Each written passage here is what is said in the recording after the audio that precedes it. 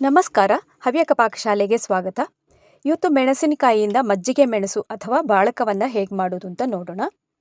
ಇದನ್ನು ಮಜ್ಜಿಗೆ ಹುಳಿ ಅಥವಾ ಮೊಸರಿನ ಜೊತೆಗೆಲ್ಲ ಊಟ ಮಾಡುವಾಗ ಸೇರಿಸ್ಕೊಂಡು ತಿನ್ಬೋದು. ತುಂಬ ರುಚಿಯಾಗಿರುತ್ತೆ. ಅದೇ ರೀತಿ ಮಳೆಗಾಲಕ್ಕೆ ಕೂಡ ಸ್ಟಾಕ್ ಮಾಡಿ ಇಡೋದಕ್ಕೆ ತುಂಬಾ ಒಳ್ಳೆಯದಿದು. ಬನ್ನಿ ಹಾಗಾದರೆ ಹೇಗೆ ಮಾಡೋದು ಅಂತ ನೋಡೋಣ. ಮಜ್ಜಿಗೆ ಮೆಣಸನ್ನು ಮಾಡ್ಕೊಳ್ಳೋದಕ್ಕೆ ಸ್ವಲ್ಪ ಚಪ್ಪೆ ಖಾರ ಕಡಿಮೆ ಇರುವಂತಹ ಮೆಣಸಿನಕಾಯಿಯನ್ನು ನಾವು ಆಯ್ಕೆ ಮಾಡ್ಕೊಂಡು ತರಬೇಕಾಗುತ್ತೆ ಮಾರ್ಕೆಟಿಂದ. ನಾನಿಲ್ಲಿ ಅರ್ಧ kg ಆಗುವಷ್ಟು ಮೆಣಸಿನಕಾಯಿನ ತಗೊಂಡು ಚೆನ್ನಾಗಿ ತೊಳೆದಾದ ನಂತರ ಒಂದು ಒಣ ಬಟ್ಟೆಯಿಂದ ಬರೆಸ್ಕೊಂಡು ತಂದು ಇಟ್ಟಿದ್ದೀನಿ. ಆದಷ್ಟು ಮೆಣಸಿನಕಾಯಿ ಫ್ರೆಶ್ ಆಗಿರುವಾಗಲೇ ನಾವು ಮಜ್ಜಿಗೆ ಮೆಣಸಿಗೆ ಉಪಯೋಗ ಮಾಡಿದರೆ ತುಂಬಾ ಚೆನ್ನಾಗಿ ಬರುತ್ತೆ.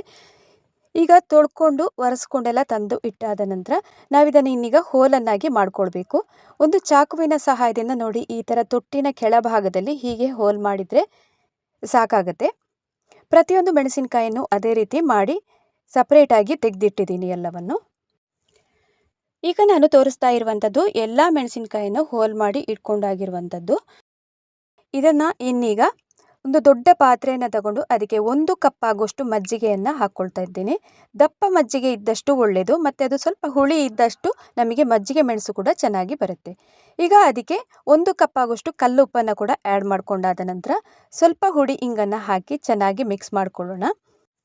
ಇನ್ನೀಗ ಆ ಮಜ್ಜಿಗೆಗೆ ನಾವು ಹೋಲ್ ಮಾಡಿ ಇಟ್ಟಂತಹ ಮೆಣಸಿನಕಾಯಿಯನ್ನು ಹಾಕ್ಕೊಂಡು ಬರಬೇಕು. ಈಗ ಮಜ್ಜಿಗೆ ಮೆಣಸನ್ನು ನಾವು ನಾಳೆ ದಿವಸ ಬಿಸಿಲಿಗೆ ಇಡ್ತೀವಿ ಅಂತ ಆದರೆ ಮುಂಚಿನ ದಿವಸ ರಾತ್ರಿ ಈ ಪ್ರೊಸೆಸನ್ನು ಮಾಡಿ ಇಟ್ಟು ರಾತ್ರಿ ಫುಲ್ಲು ಇದು ಮಜ್ಜಿಗೆಯಲ್ಲಿ ನೆನೆಯಬೇಕಾಗುತ್ತೆ ಮೆಣಸು. ಈಗ ಮಜ್ಜಿಗೆ ಜೊತೆಗೆ ಮೆಣಸನ್ನು ಚೆನ್ನಾಗಿ ಮಿಕ್ಸ್ ಮಾಡ್ಕೊಂಡಿದ್ದೀನಿ.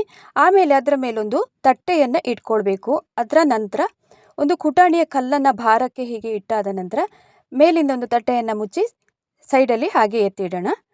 ಆಮೇಲೆ ಮಾರನೇ ದಿವಸ ಬೆಳಗ್ಗೆ ನಾನು ಇದನ್ನು ತೋರಿಸ್ತಾ ಇದ್ದೀನಿ. 8 ರಿಂದ 10 ಗಂಟೆ ನೆನೆಯಬೇಕಿದು ಮೆಣಸು ಮಜ್ಜಿಗೆಯಲ್ಲೇ. ಆಮೇಲೆ ಇದು ಬಾಳ್ಕ ಮೆಣಸು ನಾವೀಗ ಒಣಗಿಸೋದಕ್ಕೆ ರೆಡಿಯಾಗಿರುತ್ತೆ. ಇನ್ನೀಗ ನೋಡಿ ಒಮ್ಮೆ ಚೆನ್ನಾಗಿ ಮಿಕ್ಸ್ ಮಾಡ್ಕೊಳ್ಳೋಣ. ಆಮೇಲೆ ಇದಕ್ಕೆ ಮೇಲಿಂದ ಸ್ವಲ್ಪ ಇನ್ನೂ ಉಪ್ಪನ್ನು ಆ್ಯಡ್ ಮಾಡ್ಕೊಳ್ಬೇಕು. ನಾವೀಗ ಮುಂಚಿನ ದಿವಸ ಹಾಕಿರ್ತೀವಿ, ಆದರೂ ಮೇಲಿಂದ ಹಾಕಿದರೆ ತುಂಬಾ ಚೆನ್ನಾಗಿ ಎಳ್ಕೊಳ್ಳುತ್ತೆ.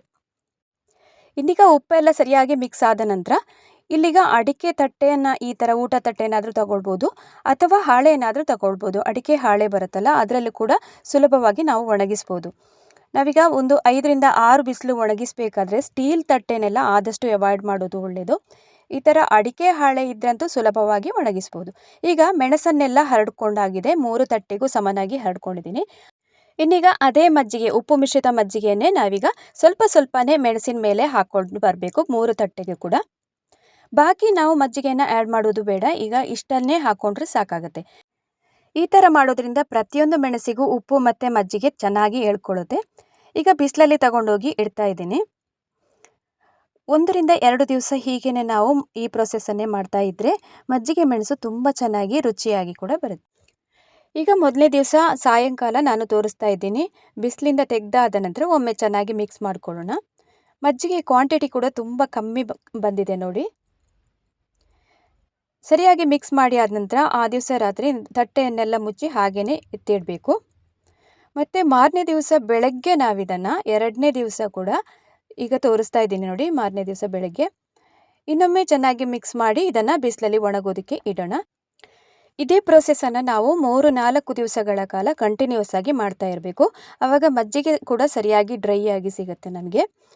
ಮತ್ತು ಬಾಳಕ ಮೆಣಸಿನ ಒಳಗೆ ಕೂಡ ಸರಿಯಾಗಿ ಎಳ್ಕೊಂಡು ತುಂಬ ರುಚಿಯಾಗಿರುತ್ತೆ. ಈಗ 3ನೇ ದಿವಸ ನಾನು ತೋರಿಸ್ತಾ ಇದ್ದೀನಿ. ಸಾಮಾನ್ಯ ಅರ್ಧ ಅಂಶ ಇದು ಒಣಗಿ ಸಿಕ್ಕಿದೆ. ಇನ್ನೊಂದು 3 ಬಿಸಿಲಿಗೆ ಒಣಗಿಸಿದರೆ ಚೆನ್ನಾಗಿ ಒಣಗಿ ಸಿಗುತ್ತೆ ನಮಗೆ. ಈಗ ತುಂಬ ಬಿಸಿಲು ಬೀಳುವಂತಹ ಜಾಗದಲ್ಲಿ ಅಂತಾದರೆ ಒಂದು 5 ಬಿಸಿಲಲ್ಲೆಲ್ಲ ಒಣಗಿದರೆ ಸಾಕಾಗುತ್ತೆ. ಈಗ ನಾನಿಲ್ಲಿ ತೋರಿಸ್ತಾ ಇರುವಂಥದ್ದು 5 ಬಿಸಿಲಲ್ಲಿ ಒಣಗಿದ ನಂತರ ನೋಡಿ ಬಾಳಕ ಮೆಣಸು ಯಾವ ಥರ ಕ್ವಾಂಟಿಟಿಯಲ್ಲಿ ಬಂದಿದೆ ಅಂತ ನೋಡ್ಬೋದು ನೀವು. ತುಂಬ ಅದು ಸಣ್ಣ ಆಗಿದೆ ಸೈಜಲ್ಲಿ ಕೂಡ. ಇನ್ನು 1 ಅಥವಾ 2 ಬಿಸಿಲಲ್ಲಿ ಒಣಗಿದರೆ ಸಾಕಾಗುತ್ತೆ. ಈಗ ನೋಡಿ 7ನೇ ದಿವಸ ನಾನು ಒಣಗಿದ್ದನ್ನು ಕಂಪ್ಲೀಟಾಗಿ ಒಣಗಿದ ಮೆಣಸನ್ನು ನಾನೀಗ ತೋರಿಸ್ತಾ ಇದ್ದೀನಿ. ಪ್ರತಿಯೊಂದು ಮೆಣಸಿಗೂ ಮಜ್ಜಿಗೆ ಮತ್ತು ಉಪ್ಪೆಲ್ಲ ಚೆನ್ನಾಗಿ ಎಳ್ಕೊಂಡಿರುತ್ತೆ. 7 ಬಿಸಿಲಾದ ನಂತರ ನೋಡಿ ಎಷ್ಟು ಚೆನ್ನಾಗಿ ಒಣಗಿ ಬಂದಿದೆ ಅಂತ ನೋಡ್ಬೋದು ನೀವೀಗ. ಇನ್ನು ಇದನ್ನು ಏರ್ಟೈಟ್ ಕಂಟೈನರಲ್ಲಿ ಹಾಕಿ ನಾವು ವರ್ಷಾನುಗಟ್ಟಲೆ ಸ್ಟೋರ್ ಮಾಡಿ ಇಟ್ಕೊಳ್ಬೋದು.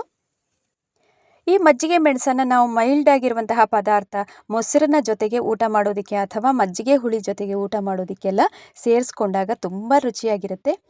ಊಟ ಇನ್ನೂ ಸ್ವಲ್ಪ ಜಾಸ್ತಿನೇ ಮಾಡೋಣ ಅಂತ ಅನಿಸುತ್ತೆ. ಈಗ ನೋಡಿ ಏರ್‌ಟೈಟ್ ಕಂಟೈನರ್‌ಲಿ ಹಾಕಿ ಸ್ಟೋರ್ ಮಾಡಿ ಇದನ್ನು ಮುಚ್ಚಳನ ಮುಚ್ಚಿ ಇಡ್ತಾ ಇದ್ದೀನಿ. ಇನ್ನು ಮಜ್ಜಿಗೆ ಮೆಣಸನ್ನು 1 ವಾರಕ್ಕಾಗುವಷ್ಟು ನಾವು ಎಣ್ಣೆಯಲ್ಲಿ ಕರೆದು ಕೂಡ ಇಟ್ಕೊಳ್ಬೋದು. ಮೀಡಿಯಮ್ ಊರಿನಲ್ಲೇ ಇಟ್ಕೊಂಡು ಕ್ರಿಸ್ಪಿ ಆಗೋ ತನಕ ಇದನ್ನು ಹುರ್ಕೊಂಡ್ರೆ ಸಾಕಾಗುತ್ತೆ. ಆಮೇಲೆ ಊಟಕ್ಕೆ ನಮಗೆ ಯಾವಾಗ ಬೇಕಂದವಾಗ ಯೂಸ್ ಮಾಡ್ಕೊಳ್ಳೋದಕ್ಕೆ ತುಂಬ ಸುಲಭ ಆಗುತ್ತೆ. ಇದೇ ವಿಧಾನದಲ್ಲಿ ಮಜ್ಜಿಗೆ ಮೆಣಸನ್ನು ನೀವು ಕೂಡ ಮನೆಯಲ್ಲಿ ಟ್ರೈ ಮಾಡಿ ನೋಡ್ತೀರಿ ಅಂತ ಅಂದ್ಕೊಂಡಿದ್ದೀನಿ. ಹಪ್ಪಳ ಸಂಡಿಗೆ ಎಲ್ಲ ಯಾವ ಥರ ಮಾಡ್ತೀವಲ್ಲ ಅದೇ ಥರನೇ ಈ ಥರ ಬಾಳಕ ಮೆಣಸನ್ನು ಕೂಡ ಮಾಡಿ ಇಟ್ಕೊಳ್ಬೋದು. ಒಬ್ಬೊಬ್ಬರು ಒಂದೊಂದು ವಿಧಾನದಲ್ಲಿ ಮಾಡ್ತಾರೆ. ಇದನ್ನು ಸೂಜಿಯಲ್ಲಿ ಚುಚ್ಚಿ ಕೂಡ ನಾವು ಮಾಡೋದು ಇದೆ, ಮತ್ತು ಮಧ್ಯದಲ್ಲಿ ಸೀಳು ಮಾಡಿ ಕೂಡ ಉಪ್ಪು ಎಲ್ಲ ಎಳ್ಕೊಂಡು ತುಂಬ ಚೆನ್ನಾಗಿ ಬರುತ್ತೆ ಅದು ಕೂಡ. ಮಜ್ಜಿಗೆ ಮೆಣಸನ್ನು ಯಾವ ಥರ ಮಾಡೋದು ಅಂತ ನೋಡ್ಕೊಂಡು ಬಂದಾಯ್ತಲ್ಲ. ಇವತ್ತಿನ ವಿಡಿಯೋ ನಿಮಗೆ ತುಂಬ ಇಷ್ಟ ಆಗಿರ್ಬೋದು ಅಂತ ಅಂದ್ಕೊಂಡಿದ್ದೀನಿ. ಈ ವಿಡಿಯೋನ ಹೆಚ್ಚಾಗಿ ಎಲ್ಲ ಕಡೆ ಶೇರ್ ಮಾಡಿ ಸಪೋರ್ಟ್ ಮಾಡಿ. ಅದೇ ರೀತಿ ಹವ್ಯಕ ಪಾಕಶಾಲೆಯಲ್ಲಿ ಇನ್ನೊಂದು ಹೊಸ ರುಚಿಯೊಂದಿಗೆ ಮತ್ತೆ ನಾನು ನಿಮ್ಮನ್ನು ಭೇಟಿಯಾಗ್ತೀನಿ ಅಂತ ಹೇಳ್ತಾ ಅಲ್ಲಿ ತನಕ ನಮಸ್ಕಾರ.